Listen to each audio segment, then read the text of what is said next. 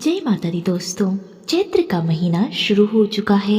आज से रोजाना आप हमारे चैनल पर चैत्र महीने के महात्म्य कथाओं का श्रवण कर पाएंगे। हिंदू धर्म में चैत्र का महीना बहुत ही महत्वपूर्ण माना जाता है। हिंदू पंचांग के अनुसार चैत्र महीने को पहला महीना माना जाता है। ज्योतिषों में बताया गया है कि चैत्र मास का संबंध चित्रा नक्षत्र से होता है, इसलिए इसे चैत्र मास कहा जाता है। चैत्र शुक्ल प्रतिपदा से भारतीय नववर्ष का आरंभ भी हो जाता है। चैत्र मास में वसंत ऋतु का अंत होता है और ग्रीष्म ऋतु की शुरुआत होती है। शास्त्रों में चैत्र के इस महीने को बहुत ही पवित्र महीना माना जाता है, क्योंकि इस चैत्र महीने के आरंभ से ही प्रकृति में शुभता और नई ऊर्जा का आरंभ होता है। इसके साथ ही चैत्र शुक्ल प्रतिपदा से चैत्र नवरात्र की भी शुरुआत हो जाती है। आइए जानते हैं कि साल 2025 में चैत्र का महीना कब से कब तक रहेगा। वैदिक पंचांग के अनुसार चैत्र माह के कृष्ण पक्ष की प्रतिपदा तिथि की शुरुआत 15 मार्च की दोपहर 2:33 से शुरू होगी। वहीं इसका समापन 16 मार्च की दोपहर 4:58 पर होगा। ऐसे में इस बार चैत्र मास की शुरुआत 15 मार्च से होगी और इसका समापन अगले महीने की 12 अप्रैल को होगा, यानी कि चैत्र पूर्णिमा पर चैत्र मास का समापन होगा। मान्यताओं के अनुसार चैत्र शुक्ल प्रतिपदा से ही भगवान ब्रह्मा ने सृष्टि की रचना की थी। चैत्र मास में ही भगवान विष्णु ने अपने 10 अवतारों में से प्रथम अवतार मत्स्य अवतार धारण किया था। शास्त्रों में बताया गया है कि चैत्र शुक्ल प्रतिपदा तिथि से ही सतयुग का प्रारंभ हुआ था। इस महीने में पड़ने वाले सभी व्रत त्योहारों का बहुत ही खास महत्व होता है। प्रिय भक्तों, आइए अब श्रवण करते हैं चैत्र के पावन महीने के महात्म्य कथाओं का। प्रिय भक्तों, अगर आपको यह कथा अच्छी लगे तो वीडियो को लाइक कर दीजिएगा और चैनल को सब्सक्राइब कर लीजिएगा, ताकि आप रोजाना इन कथाओं को सुन सके। दोस्तों, आप अपनी राय कमेंट में जरूर बताइएगा और अपने सुझाव भी मुझे जरूर दीजिएगा। जय माता दी। आइए शुरू करते हैं प्रथम अध्याय का। एक बार नैमिषारण्य में समस्त ऋषियों ने सूत जी से कहा, हे महामते, हे व्यास शिष्य, आप दीर्घजीवी हैं। आप हम लोगों को नानाविध पुण्य प्रदायिनी एवं मनोहारिणी कथाएं सुनाते रहते हैं। हे मुनियों में श्रेष्ठ, हम लोग अब ऐसी परम पावन कथा सुनना चाहते हैं जो बिना प्रयास के ही मनुष्यों को भोग एवं मोक्ष प्रदान करने में पूर्ण रूप से सहायक हो। हे महाभाग, अतः आप उस कथा का वर्णन करें जिसके द्वारा मानव कलयुग में भी सिद्धियां प्राप्त कर ले। तब सूत जी बोले, हे महाभाग ऋषियों, आप लोगों ने लोक कल्याण की भावना से अत्यंत उत्तम प्रश्न किया है। अतः मैं आप सभी के लिए समस्त शास्त्रों का जो सार है उसे पूर्ण रूप से बताऊंगा। समस्त तीर्थ, पुराण और व्रत तभी तक गर्जना करते हैं जब तक मनुष्य श्रीमद् देवी भागवत का सम्यक रूप से श्रवण नहीं कर लेते। मनुष्यों के लिए पाप रूपी अरण्य तभी तक दुखप्रद एवं कंटक में रहता है जब तक श्रीमद् देवी भागवत रूपी परशु उपलब्ध नहीं हो जाता। मनुष्यों को उपसर्ग रूपी घोर अंधकार तभी तक कष्ट पहुंचाता है जब तक श्रीमद् भगवत रूपी सूर्य उनके सम्मुख उदित नहीं हो जाता। ऋषिगण बोले कि हे वक्ताओं में श्रेष्ठ महाभाग सूत जी, आप हमें बताएं कि वह श्रीमद् देवी भागवत पुराण कैसा है और उसके श्रवण की विधि क्या है। उस पुराण को कितने दिनों में सुनना चाहिए, पूजा विधान क्या है और प्राचीन काल में किन किन मनुष्यों ने इस कथा को सुना है और उनकी कौन कौन सी कामनाएं पूर्ण हुई है। तब सूत जी बोलते हैं कि प्राचीन काल में पराशर ऋषि द्वारा सत्यवती के गर्भ से विष्णु भगवान के अंश स्वरूप मुनि व्यास उत्पन्न हुए, जिन्होंने वेदों का 4 विभाग करके उन्हें अपने शिष्यों को पढ़ाया। उन भगवान व्यास मुनि ने 18 पुराणों एवं महाभारत का प्रणयन करके सर्वप्रथम मुझे ही पढ़ाया। उन पुराणों में श्रीमद् देवी भागवत पुराण भोग एवं मोक्ष देने वाला है। व्यास जी ने राजा जन्मेजय को यह पुराण स्वयं सुनाया था। पूर्व काल में इन जन्मेजय के पिता राजा परीक्षित तक्षक नाग द्वारा काट लिए गए थे।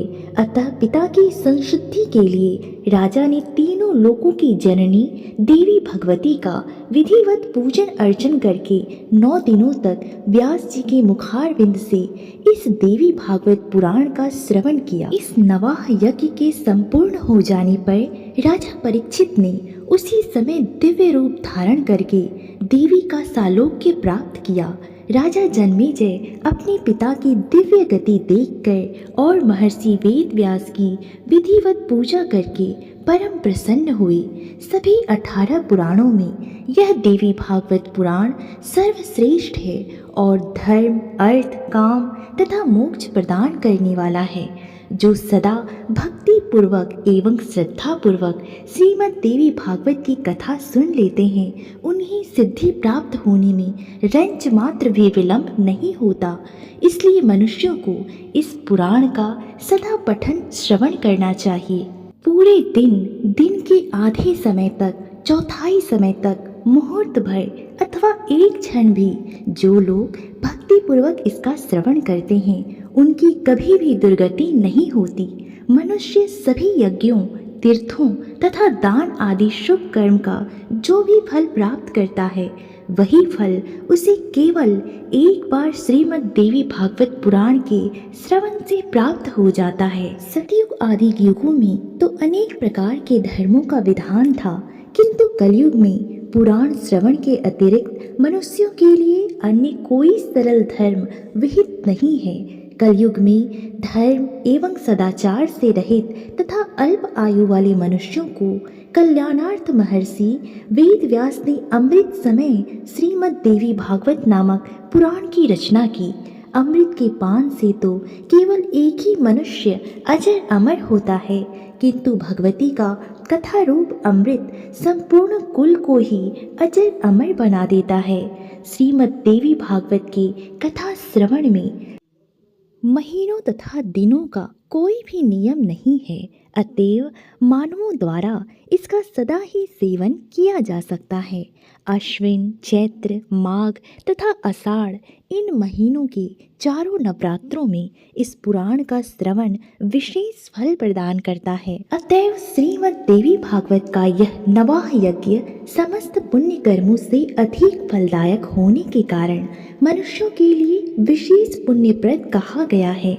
जो कलुषित हृदय वाले, पापी, मूर्ख, मित्रद्रोही, वेदों की निंदा करने वाले, हिंसा में रत और नास्तिक मार्ग का अनुसरण करने वाले मनुष्य हैं, वे भी कलयुग में इस नवाह यज्ञ के अनुष्ठान से पवित्र हो जाते हैं। जो मनुष्य दूसरों के धन तथा पराई स्त्रियों के लिए लालायित रहते हैं, पाप के बोझ से दबे हुए हैं और गौ, ब्राह्मण देवताओं की भक्ति से रहित हैं, वे भी इस नवाह यज्ञ से शुद्ध हो जाते हैं। जो फल कठिन तपस्याओं, व्रतों, तीर्थ सेवन, अनेक विध दान, नियमों, यज्ञों, हवन एवं जप आदि के करने से प्राप्त नहीं होता, वह फल मनुष्यों को देवी भागवत पुराण के नवाह यज्ञ से प्राप्त हो जाता है। हे विप्रों, गंगा, गया, काशी, नैमिषारण्य, मथुरा, पुष्कर तथा बद्रिकारण्य में भी मनुष्यों को उतना शीघ्र पवित्र नहीं कर पाते जितना कि श्रीमद् देवी भागवत का यह नवाह यज्ञ लोगों को पवित्र कर देता है। अतएव श्रीमद् देवी भागवत पुराण सभी पुराणों में श्रेष्ठतम है। इसे धर्म, अर्थ, काम तथा मोक्ष की प्राप्ति का उत्तम साधन माना गया है। जो आश्विन महीने के शुक्ल पक्ष में सूर्य की कन्या राशि में पहुंचने पर महाअष्टमी तिथि को स्वर्ण सिंहासन पर स्थित देवी के प्रतिपद श्रीमद् देवी भागवत का ग्रंथ का पूजन करके उसे किसी योग्य ब्राह्मण को श्रद्धा पूर्वक देता है, वह देवी के परम पद को प्राप्त करता है। जो मनुष्य प्रतिदिन देवी भागवत पुराण के एक अथवा आधे श्लोक का भी भक्तिपूर्वक पाठ कर लेता है वह जगदम्बा का कृपा पात्र हो जाता है। महामारी से उत्पन्न उपद्रवों के भीषण भय तथा समस्त प्रकार के उत्पात इस श्रीमद् देवी भागवत पुराण के श्रवण मात्र से ही विनष्ट हो जाते हैं। बाल ग्रहों तथा भूत प्रेत आदि से उत्पन्न भय इस देवी भागवत पुराण के श्रवण मात्र से ही बहुत दूर से ही भाग जाते हैं। जो व्यक्ति भक्ति भाव से देवी के इस भागवत पुराण का पाठ अथवा श्रवण करता है वह धर्म, अर्थ, काम और मोक्ष को प्राप्त कर लेता है। इस श्रीमद् देवी भागवत पुराण के श्रवण से वसुदेव जी प्रसेन को खोजने के लिए गए हुए और बहुत समय तक ना लौटे हुए अपने प्रिय पुत्र श्री कृष्ण को प्राप्त करके प्रसन्न हुए। जो मनुष्य भक्ति पूर्वक इस श्रीमद् देवी भागवत पुराण की कथा को पढ़ता है तथा इसका श्रवण करता है वह भोग तथा मोक्ष दोनों को ही प्राप्त कर लेता है। अमृत स्वरूप इस श्रीमद् देवी भागवत के श्रवण से पुत्रहीन मनुष्य पुत्रवान हो जाता है, दरिद्र व्यक्ति धन से संपन्न हो जाता है तथा रोगग्रस्त मनुष्य रोग से मुक्त हो जाता है। वंध्या स्त्री एक संतान वाली स्त्री अथवा वह स्त्री जिसकी संतान पैदा होकर मर जाती है वे भी श्रीमद् देवी भागवत पुराण सुनकर दीर्घ आयु वाला पुत्र प्राप्त करती है। जिस घर में नित्य श्रीमद् देवी भागवत पुराण का पूजन किया जाता है वह घर तीर्थ स्वरूप हो जाता है तथा उसमें निवास करने वाले लोगों के पापों का नाश हो जाता है। जो मनुष्य अष्टमी, नवमी अथवा चतुर्दशी तिथियों को श्रद्धा पूर्वक इसे पढ़ता या फिर सुनता है वह परम सिद्धि को प्राप्त करता है। इस श्रीमद् देवी भागवत पुराण का पाठ करने वाला ब्राह्मण वेद वेत्ताओं में अग्रगण्य हो जाता है, क्षत्रिय राजा हो जाता है, वैश्य धन संपदा से संपन्न हो जाता है और शूद्र भी इसके श्रवण मात्र से अपने कुल के बीच श्रेष्ठता प्राप्त कर लेता है। प्रिय भक्तों, इस प्रकार से देवी भागवत पुराण का पहला अध्याय समाप्त हुआ।